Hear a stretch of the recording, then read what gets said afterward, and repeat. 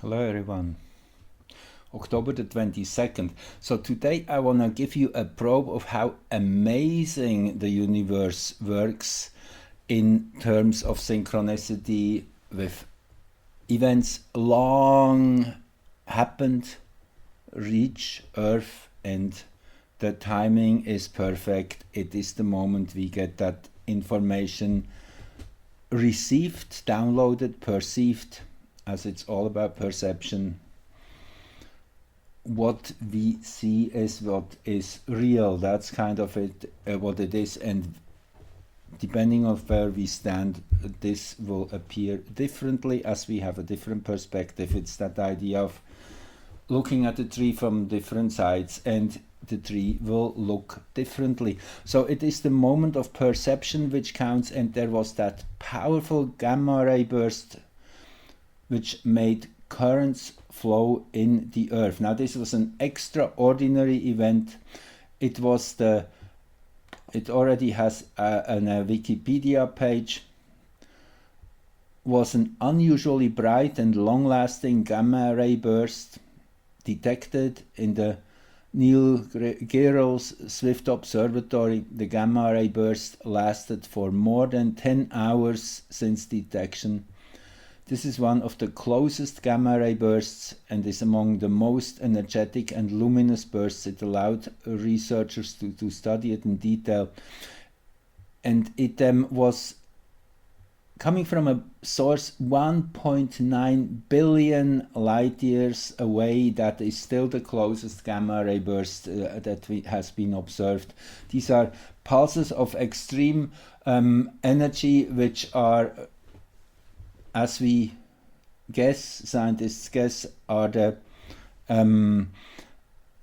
emanation when a supernova happens, or the collapse of a star, all these amazing huge events which send out these frequency waves. So the impact, energetic impact, was so strong that currents could be measured moving within Earth with what Dr. Andrew Klekochuk, hopefully I pronounced it right, measured with an Earth probe antenna. He just put in two different poles, metal posts into the ground, 75 meters apart. I will post a link to this article. It's really well written. And his measurements in current flow, which are here charted against the time. So this is minutes after 13 hours UTC Universal Time on October the 9th. So it is 13 hours and 21 minutes. This is probably 20 seconds before 21 minutes are complete, and this is a few seconds after. So there was a double spike, and it was exactly the same pattern as was measured with satellites. Styx is one of these satellites, Styx telescope on Europe's solar observatory. So let's just go here to this paragraph here. You can read the whole thing, but the outburst on October 9 shocked astronomers. Consider this tweet from Phil Evans of the University of Leicester in the immediate aftermath of the burst. It is bright, really bright, like stupidly really bright. Evans works with the data from NASA's Swift Gamma Ray Observatory, and the overflowing signal had apparently broken some of his plotting software. That's how extreme the needles were moving or whatever. It's my way of seeing it. So yes, it came from data here 2.4 billion light years away, so naturally this is not exactly clear, but some were very, very far away. So this was an extreme energy shock which came in, which fried the upper atmosphere for a while. similar things which happen when the sun has a big solar flare, releases that electromagnetic frequency, that X-rays, which are frying Earth's atmosphere at the moment we receive the flash of light, which is the main energetic impact, at least the one which is immediately felt. The same with a GRB, a gamma ray burst. And let me see, I wanted to show you right how it looks on the astrocartography. So the gamma ray burst came from 18 degrees and 16 minutes in Capricorn. That would be here, Saturn.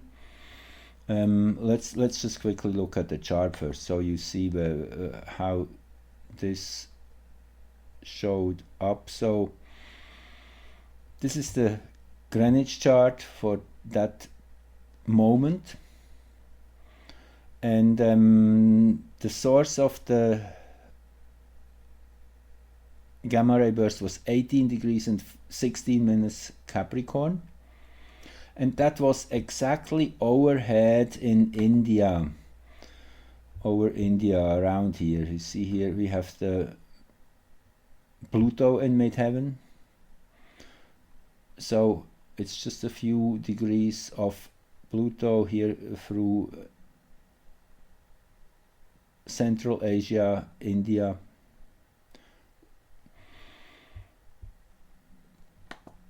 So let's look at this chart, as this is a huge energetic impact. So first, what stands out is this is the Greenwich chart for the 0 meridian. Again, what I consider to be the kind of the fractal for the whole planet, and it seems to work well. 10 degrees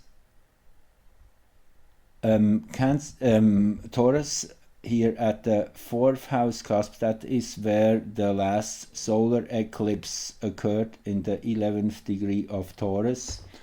I just have the chart here for you, just let me see. It is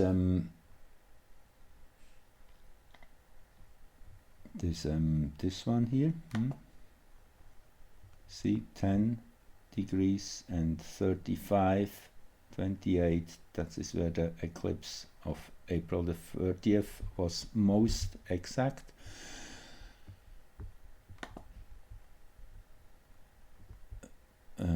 Okay, here we are. Then most interesting, the 5 degrees Capricorn rising here with PHOLUS and QUAOAR, and we will get to those two. They seem to be playing a really crucial role right now. PHOLUS is the energy which shows up when we are ready for a shift, when some big changes are possible. It is that moment after a long preparation, we are all of a sudden in the mode of doing what we were procrastinating. And QUAOAR is the most interesting one. It's a creation god, and the pattern which has been received by astrologers studying this small planet is that at first it brings a difficult situation, which then, if we accept it and work through it and come to terms with it, will prove to be the almost the stepping stone into something better. It's kind of like breaking through a glass ceiling, through a hindrance, through something which is at first painful and difficult, which then afterwards in retrospect is proving to having been a great opportunity in disguise, so to say. So these two energies are working together. They actually met the first time, and there will be 23 different conjunctions of the two. We get more into this in a minute. Between 2022 and 2061. Yes, you heard right. For more than 40 years, actually only in 2061, the two will have their heliocentric conjunction, which is really some very special little detail here, as the heliocentric is the true balancing point of all slow planet interactions. That is because in heliocentric astrology all planets always move forward. There's no such thing as the retrogression, which makes all these double, triple, quadruple and multiple oppositions possible, which really are because of the Earth's forth and back movement, getting out of the center of the perspective. Again, it's all about perception. Where you stand, you will experience the whole reality in a different way, and that is the truth. In that sense, that is what is perceived. So important to make this distinction. There's no universal truth. Truth changes if you just move 1 millimeter out of your position. The truth will be slightly different, and the same is true with the other dimension, the time. If we move on another second, then we already have a different. Everything changes all the time, so truth also is changing all the time. Very important. Nothing is set in stone. Everything is fluid, movable, in an alive setting where nothing is petrified anymore, but everything is in motion and adjustable and responsible to one another. So anyway, this is super interesting, and it seems to be a theme which has just been reiterated, reinforced again. Now, the energetic environment of October 9 is most interesting, as it was just the day prior.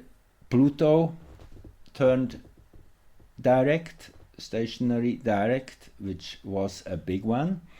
And the day after we had the full moon in Libra. So I looked at these two charts, and you will just be stunned. That's what I mean by the amazing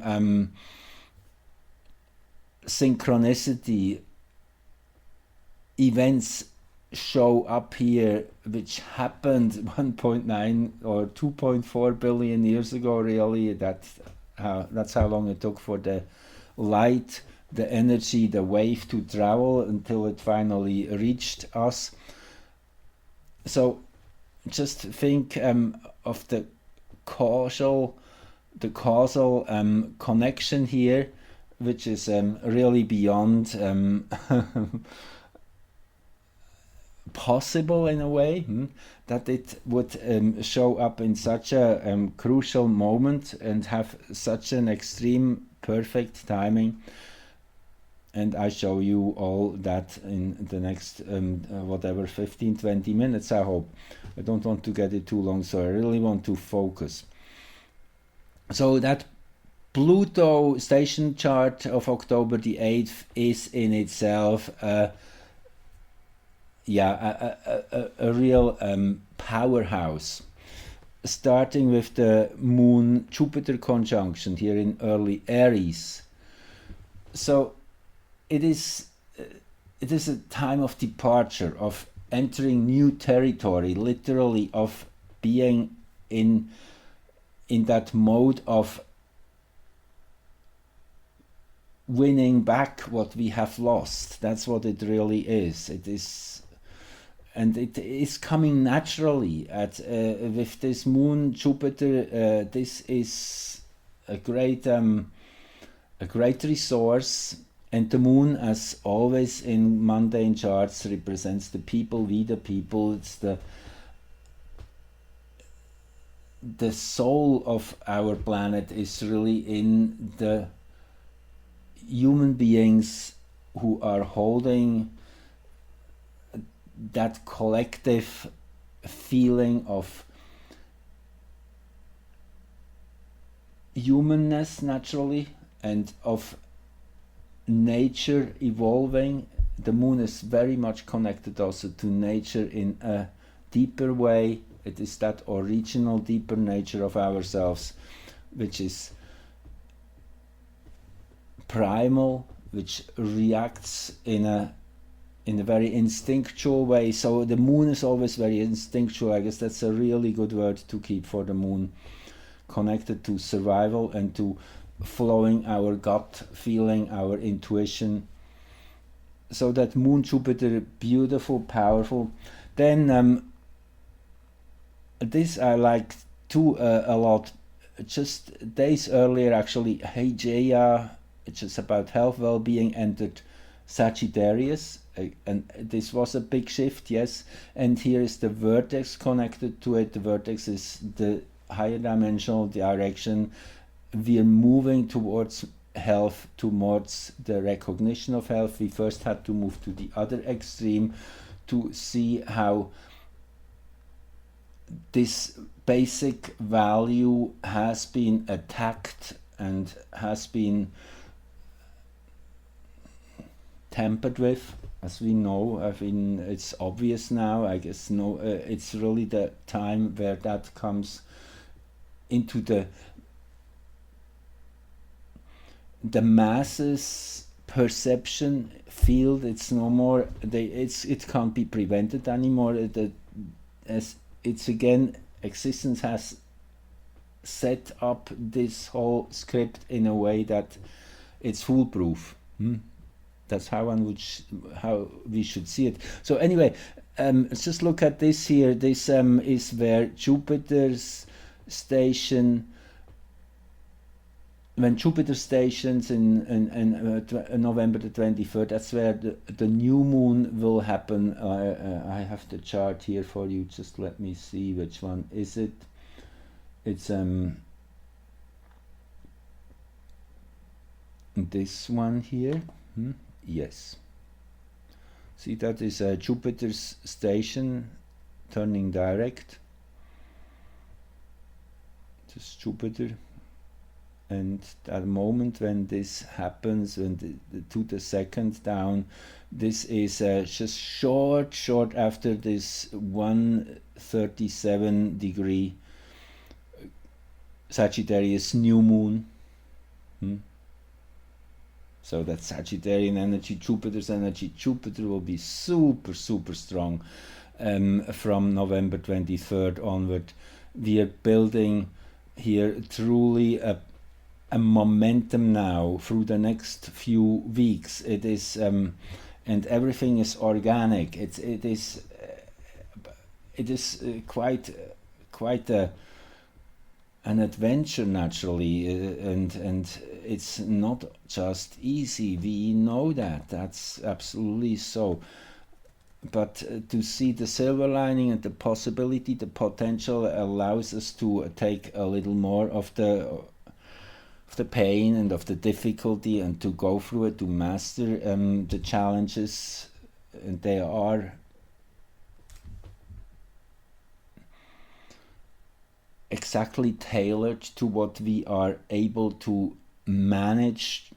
So it might push us to the limit, but still it is within our reach. That is, the universe always works in our favor. I guess that's a very basic maxim to take in account. It is just that we have to allow to see that, and once we are, then we can align with that idea, and then we find the resources within ourselves.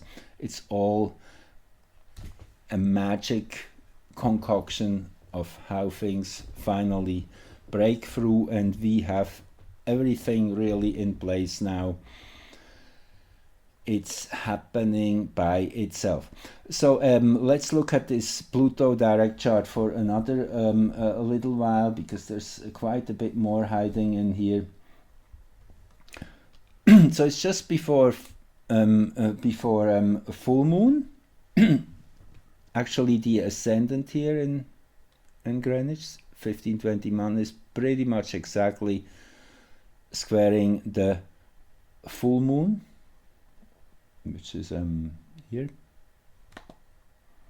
1632 of October 9, and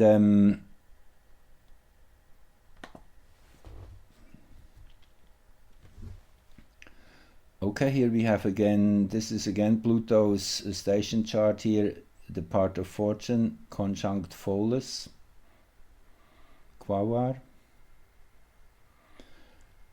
If we look at this moment heliocentrically, when Pluto changed directions and in that sense laid the foundation for its expression through the next 7 months of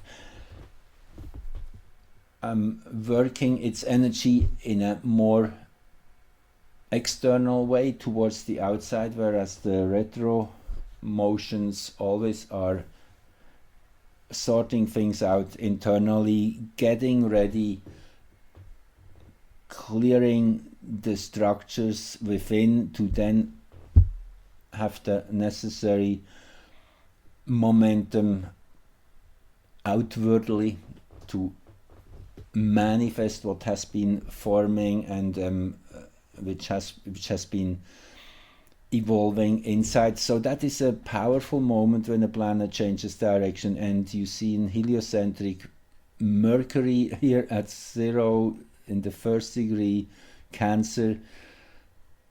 Now Mercury has a very interesting relationship to Cancer, and we also have that Cancer ascendant. This is the sign of memory, of the connection to the base, to where we are coming from, to all our ancestry. It is that idea of self-remembrance as a culture. We are in that phase, and you see heliocentric, this is quite something, this big conjunction with auspicious, chaos, and Bionor. Auspicious is that fascination with the dark, you could say. Sherlock Holmes is a character, I often refer to it. It is also that this small centaur planet is here in the galactic center axis for the whole year of 2022. It is a main theme. It's really, I guess we're in the middle of a thriller that is not exaggerated. And then chaos here, which is actually original order. That's the idea of the Greek character chaos. This going back to the original order, in that sense, going back to nature, as nature is always perfect. Wherever you are facing untampered nature, wherever you look, it's perfect. That's the idea of chaos. So it is the return to that energy. And then Bionor is the free spirit, the one who's fighting for being himself and standing up for that right. This is exactly what we see happening on our planet. So this is heliocentric. This is the background, the unmanifest level of that moment. And then naturally also the Uranus trine here, very beautiful here, in trine to the source. So Uranus again elevated, no surprise here. So there was one more energy shift just the day before, is when Mars entered the hexagram 12, 22, 37, 30. And Mars naturally will station on October 30th and be in this area for a few weeks. This is standstill, coming to a standstill, and that this is amazing how this again resonates with Mars being in that position right now, which is a moment of coming to a halt and reflecting of what's going on. That is basically it, and that this moment was just enlarged with this huge energy burst a few hours later, which we are here again.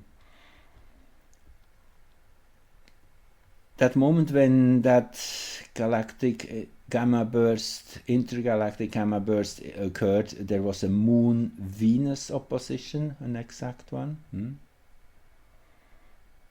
Venus being highlighted, and Venus has a very special place, as we know, which is coming tomorrow into that kind of cardinal moment of the Sun aligning exactly with Venus, which I talked about in last recording, which is extremely powerful in the last degree of Libra tomorrow, 23rd, simultaneously with Saturn's station. So Venus plays a central role. Venus is that energy of love and of being in harmony and peace, in appreciation, in gratitude. All these attributes are very much connected to Venus. Also the adaptability to what is, and on the other side the ability to also stand up to what's wrong. That's also one of the Venusian sides, to be an Amazon, a female warrior. So Venus has many faces.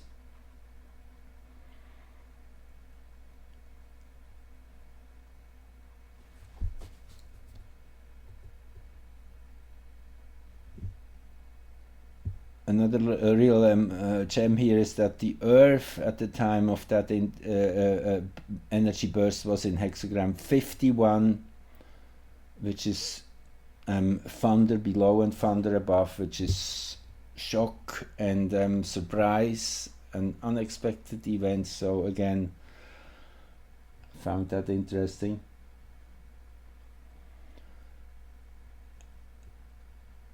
The part of fortune here with chaos again. It's just bringing in that much energy, which will kind of act almost like well,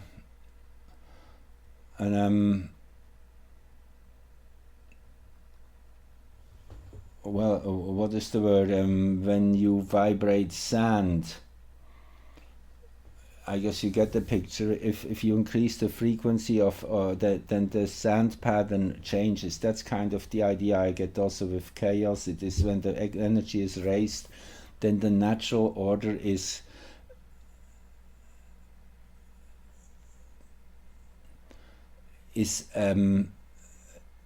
easier to come into to formation. It is the natural energy lines and field lines become so strong that the atoms just fall in line with the field lines. That's kind of what happens. So we really work on the electric field of Earth right now by cleansing, aligning our physical internal meridians, energy lines, and they synchronize with Earth. It's quite a magical work which is being performed by many people. Jacqueline Hobbs has been initiating this and making us aware of that is what is happening. It's a natural occurrence, and if we tune into it, we can enhance it, we can magnify it, and by our intention we can make it even stronger. So that's kind of what I see here reflected with this chaos energy in the first degree of Cancer, and Ishion on the other side, which is extremely smart energy, great analytical intellect, which once having transformed its passion is really a great asset. So I mean, this is one thing I should say, and I said it before, I am understanding all these planets and planetoids to be symbols. Means each symbol has many layers of expression. You can find very low frequency expressions and very high frequency expressions. We are focusing on the higher frequency expressions. That's where we are moving. It's the general frequency level of this planet which is rising. So the lower frequency expressions of all these characters will be transformed and will no more be here in the end. They will disappear. We will move the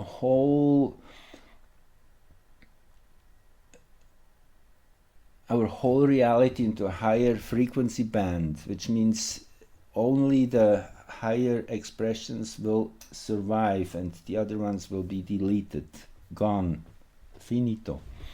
So yes, I'm aware Ishion has a very dark shadow, but once this passion, this dark passion is transformed, it becomes the compassion. So that's quite something going on there. So transmutation, transformation is at work right now, and at the speed, at the momentum that has been hardly ever been known. I guess it's really we are totally in uncharted waters. So let me go to the heliocentric chart for a minute of this burst. Again, I like Mercury's position here for 30 Cancer. Again, that's all a resonance with one another. These two systems, they are resonating with one another, and 430, and here we go, if we go backwards, 421 here is PHOLUS. So again, PHOLUS is highlighted. Now let's move on to the full moon, which just was a few hours later. As you see, the moon has moved something like 4 degrees 8 hours later, and look at this axis here, 4 degrees 38 Cancer, and that was exactly the reverse of the moment when the burst impacted. So it is that same line in the other way around, and again with Mercury being here heliocentrically, and then here we have, I mean, you see that it's quite amazing. And then BNR is here, and Quaoar and PHOLUS again.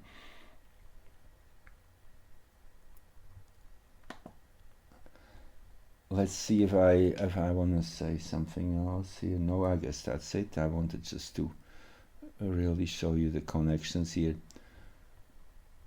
So I guess I showed you the connections here. These charts I already quickly had up before.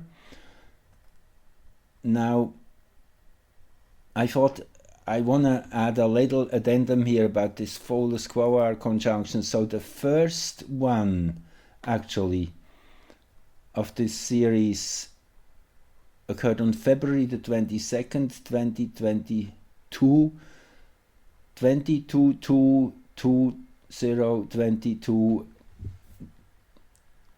So in itself, this was really the outstanding event of that day. And you remember that was just 2 days prior to the invasion in the Ukraine. So that was kind of an interesting synchronicity, I would say. The moon at 10 degrees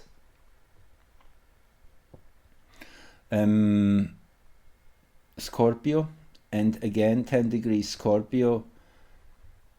That is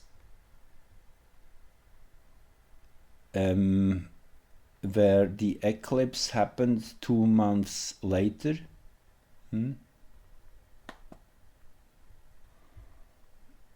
Opposite that degree, 10 degrees Taurus. So already there was a connection.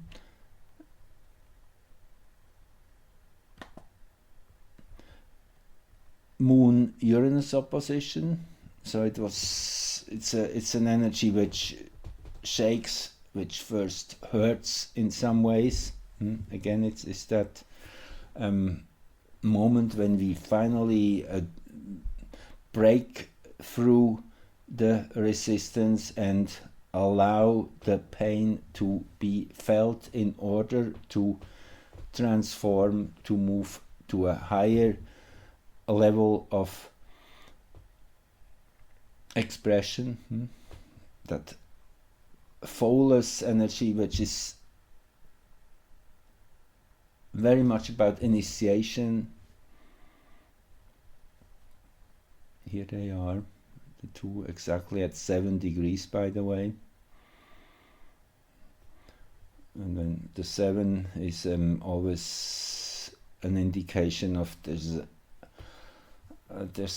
something of an invisible level which is interacting with this reality, something magical. The 7 is a magical number for sure.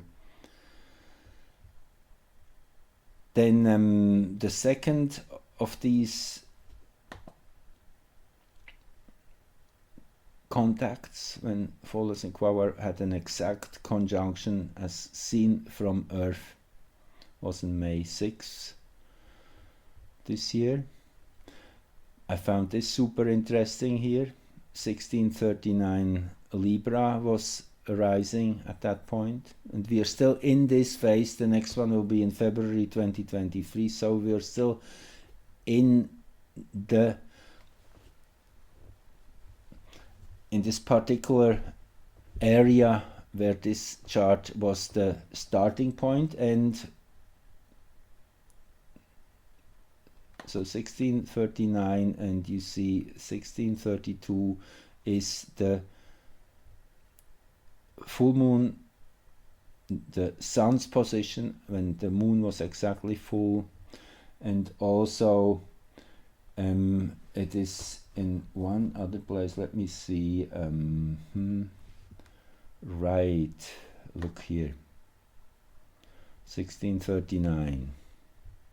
That is just in a couple days about 15 minutes before the moon is exactly conjunct the sun, when the eclipse is perfect. This is already within the eclipse.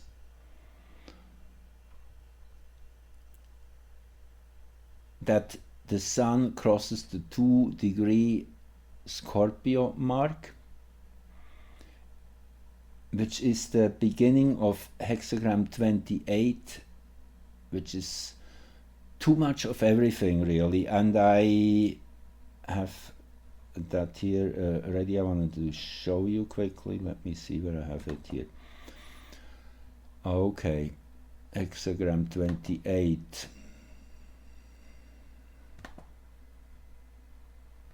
Here it is. Preponderance of the grade. So this is when this is a flooding river, too much energy all at once. So this will be a very powerful 5-day, 6-day period, starting with this eclipse on the 25th into early 1st or 2nd of November, somewhere in that range. This is super intense 5-6 day window initiated with that eclipse. As you see, it's the 2 weak lines which are outside and the strong lines inside. So the hexagram represents a beam that is thick and heavy in the middle, but too weak at its ends. This is a condition that cannot last. It must be changed, must pass, or misfortune will result. So it is really an extreme accumulation of pushing, of power, of force all at once through a narrow bottleneck. This is the energy we're getting in, and this is again related to that PHOLUS QUAOAR energy. It seems we are ready to really go full throttle. That's what it appears to indicate. And then this is the next conjunction of the 2 in February 2023. I mean, I just thought I'd quickly show you. Jupiter here in midheaven, beautiful, conjunct Salacia. And Ceres is here, so Mercury Pluto conjunct. All in all, yes, let's go one step at a time. There are many layers to this. This is a process we will be on for the next 4 decades or so. So this is one piece after the other will have to be adjusted to the new frequency, and that's what we're in the middle of. It's naturally occurring. We get support like this big gamma ray burst by existence. And just for fun, this is their 2061 heliocentric alignment. By then they will heliocentrically here be at 2857 Aquarius. Right now they're here in the 7-8 degree mark of Capricorn. So you see, in these 40 years they will simultaneously move along here, kind of takes that long for PHOLUS to fully catch up to QUAOAR. Interestingly here with Chiron in close proximity. So it is all about the healing process. No surprise here, particularly also with the square to Earth here at 1 degree Sag, the Sun at 1 degree and 30 minutes in Gemini, so this is all showing the bigger theme. Anyway, so when that window really opens, pushing us through that narrow gorge, this is pretty much with the moment the solar eclipse will be coming to its maximum. This is at 10:46 a.m. Universal Time on the 25th. Anyway, I just thought this is too much of a jewel to not be shared. Please go and read that article. Again, I will post the link to this gamma ray burst, this extraordinary event.